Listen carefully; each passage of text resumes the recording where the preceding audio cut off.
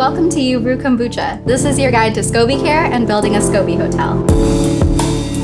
Anyone who brews kombucha regularly knows that every time you make a new batch of kombucha, at the end of the first fermentation cycle, a new SCOBY grows on top of the old one. So it's helpful to have a vessel where you can store all your extra SCOBYs to keep backups on hand in case something goes wrong with one of your brews and you want to start over, or in case you want to have some on hand to share with friends. For starters, what is a SCOBY hotel?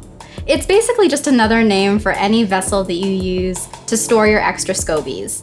I think the term was coined by Hannah Crum, who wrote the Big Book of Kombucha, and it's just a fun name to call whatever vessel you use to keep your extra SCOBYs. But the biggest reason why I keep a SCOBY hotel is so that I have a big supply of starter tea on hand for me to use whenever I want to make a new batch of kombucha. The more SCOBYs are in a brewing vessel, the faster it'll ferment, because the SCOBYs basically house a lot of the yeast and bacteria that help convert the sweet tea into kombucha.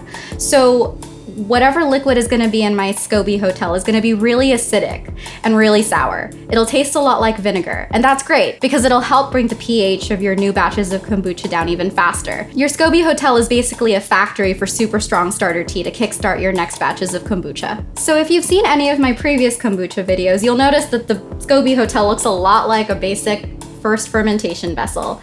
And that's because it is. I just use a plain 1-gallon jar that I fill with finished kombucha and extra SCOBYs as I accumulate them. I cover it up with a clean cotton cloth, tie it up with a rubber band, and keep it somewhere out of direct sunlight. Anywhere with good airflow is good. Some people even like to cover it up with a seal just to help prevent evaporation.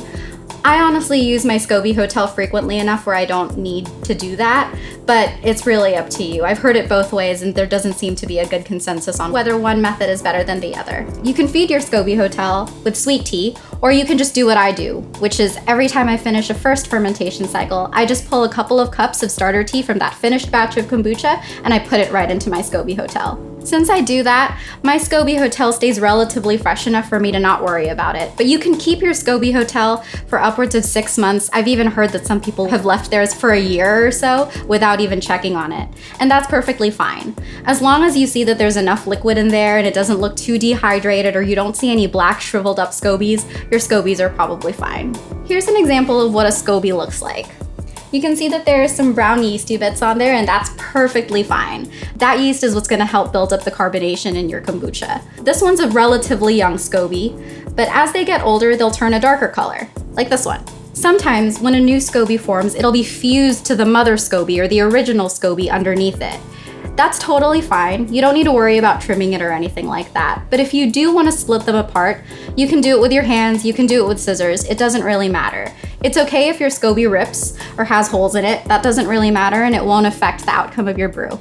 A lot of people ask if you can reuse your SCOBYs, or how many times can you reuse them before you throw them away. I've reused my SCOBYs upwards of maybe half a dozen times without any problem. Some people say that you can reuse them up to 10 times and then you should throw them away.